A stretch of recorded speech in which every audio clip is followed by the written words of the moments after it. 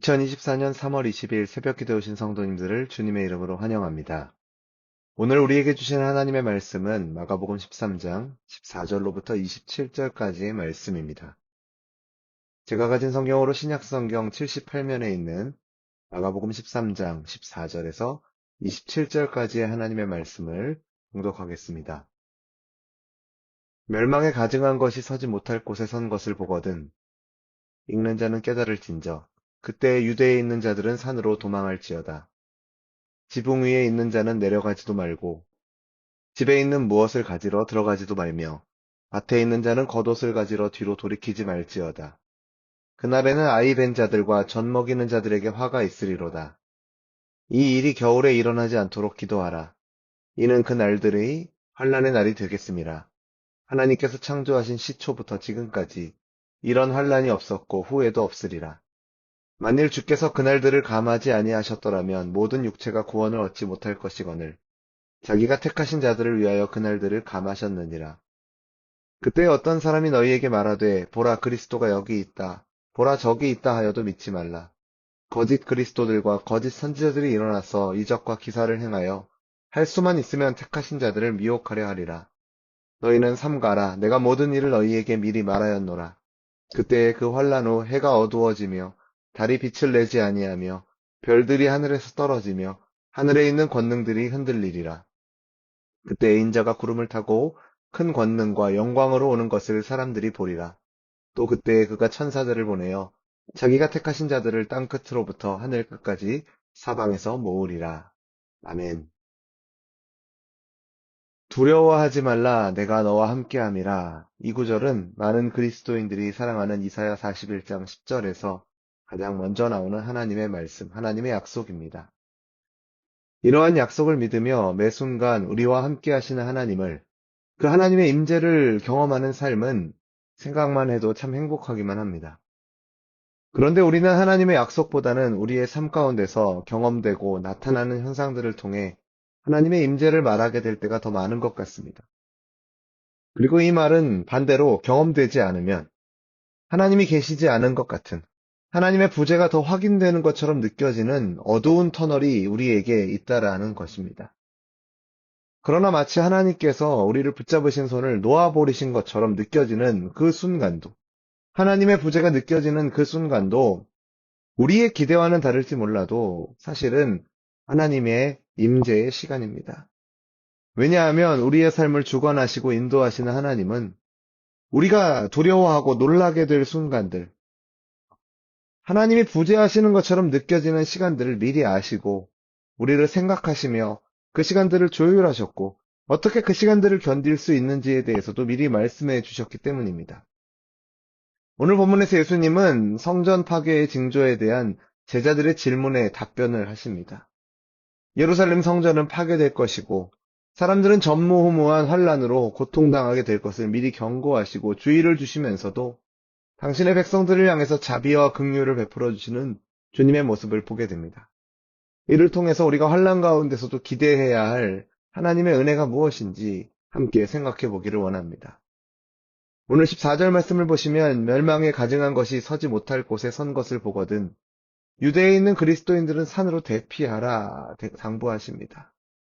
이 말이 무슨 말인가 오늘 우리에게는 의문이 생길 수 있으나 당시 주님의 이 말씀을 듣는 이 현장에 있던 사람들에게는 떠오르는 사건과 말씀이 있었습니다.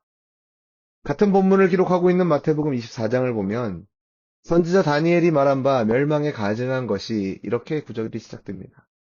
다니엘의 묵시의 내용 중에 매일 드리는 제사를 폐하며 멸망하게 할 가증한 것을 세울 때부터라는 구절이 있는데 이것이 이 말씀이 실제 그들의 역사 속에 이미 일어났기 때문입니다. 주전 168년경 헬라 제국을 나누어 통치하던 셀류커스 왕조의 안티오쿠스 에피파네스 4세라는 왕이 성전의 번제단 위에 제우스 신의 제단을 세우고 그곳에서 돼지를 잡고 유대인들이 율법에 전통적으로 드리던 제사를 금지시켰습니다. 오늘 말씀에 따르면 멸망에 가증한 것이 서지 못할 곳, 즉 성전의 번제단 위에 이방신의 제단이 세워지고 성전에서 우상 숭배가 일어나면 유대가 멸망하는 것을 뜻하기에 도망가야 한다라고 말씀하시는 것이죠. 이러한 때에 제일 중요한 것은 물건을 챙기는 것이 아니라 생명을 보존하는 것임을 말씀하시면서 이 일이 겨울에 일어나지 않도록 기도하라라고 기도 제목까지 챙겨주십니다. 단순히 재난 경고 수준에 그치지 않고 실제적인 재난 대비 지침을 마련해 주시는 것이죠. 뿐만 아니라 택한 백성들을 위하여 극심한 환란의 기간을 단축할 것이라 말씀하십니다. 하박국 선지자의 기도와 같이 하나님은 심판 중에도 자기 백성을 향해 긍휼을 잊지 않으십니다. 재난의 기간도 재난의 강도도 하나님의 손에 있는 것이죠. 그 계획 속에는 택한 백성을 위한 배려와 돌봄까지도 반영되어 있습니다. 하나님은 지금도 우리가 받는 환란의 기간을 정하시고 우리의 생명과 영혼을 보호하십니다. 비록 인생에 닥치는 환란의 기간을 어두운 터널을 우리는 매우 길게 느끼지만 사실 하나님께서 죄인인 우리를 인내해 주시는 기간은 그보다 훨씬 더 깁니다. 사랑하는 성도 여러분, 혹시 이전에도 이후에도 경험할 수 없을 것 같은 환란을 만나셨습니까? 진노 중에라도 긍휼을 잊지 않으시는 하나님을 기억하시고 신뢰하시는 저와 여러분 되기를 바랍니다. 그 시기를 허락하신 하나님의 뜻을 살피고 깨닫고 돌이켜야 할 것이 무엇이 있는지 겸손히 찾으십시오. 그리고 기억하십시오. 하나님은 여전히 우리의 피난처이시고 환란 중에 만날 큰 도움이십니다. 사회가 불안해지면 진리보다는 비진리가 횡행하기 마련입니다. 이 틈을 타서 활동하는 거짓 그리스도들과 거짓 선지자들에게 미혹되지 말라고 우리 주님은 재차 경고하십니다. 거짓 선지자들은 어떻게든 택한 백성들을 미혹하려고 가진 수단을 동원할 것입니다. 그들은 우리보다 우리의 약점을 더 잘 알고 있습니다. 듣기 좋은 말에 귀가 솔깃하고 이적과 기적에 눈이 휘둥그레지진 않습니까? 먹음직도 하고 보암직도 하고 함스럽기도 한 미혹을 정확하게 분별하지 않으면 언제든지 우리도 복음에서 멀어질 수 있다는 것을 경계해야 합니다. 환란의 날에 대해서도 마찬가지입니다. 그때가 언제인지는 누구도 알 수 없습니다. 주님도 알 수 없죠. 오직 성부께만 속한 것입니다. 하지만 그 마지막 때의 징조를 헤아릴 수 있는 근거를 성경을 통해서 우리에게 알려주셨습니다. 우리는 그러한 말씀을 근거로 해서 시대를 분별할 수 있어야 합니다. 우리 주님께서는 우리가 세상의 가치관과 세태의 분위기를 분별해 정신을 차리고 기도로 깨어있으라고 말씀하십니다. 이러한 경고를 우리는 마음에 새겨야 합니다. 그리고 이러한 경고를 주신 것이 우리만을 위해서가 아니라 세상의 파수꾼의 역할을 감당함으로 세상에 임할 하나님의 심판을 경고하고 이 세상에 복음의 소식을 전하게 하기 위해 주셨음을, 그러한 세상의 파수꾼으로서의 사명이 우리에게 있음을 기억해야 합니다. 이스라엘을 뒤덮은 재앙과 박해가 임계점에 다다를 때 예수님께서 왕권을 가지고 오실 것입니다. 그리스도가 여기 있다, 보라 저기 있다라고 외치는 정체불명의 오보가 아니라 실제로 그리스도께서 오시는 것입니다. 그리고 그리스도를 자칭하면서 그리스도 노릇을 하던 자들을 심판하실 것입니다. 빛이 오면 어둠이 물러나듯 예수님이 오시면 모든 그림자는 사라질 것입니다. 하나님의 백성에게 그분의 나타나신 만큼 소망을 주는 것이 어디에 있겠습니까?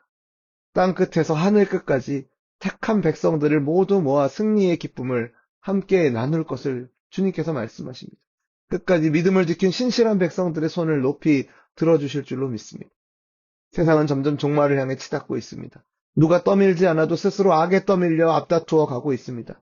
눈 감으면 코 베이는 세상에서 우리가 정신을 바짝 차리지 않으면 언제 어디서 미혹되어 주님을 향한 그 사랑을 잃게 될지 모릅니다.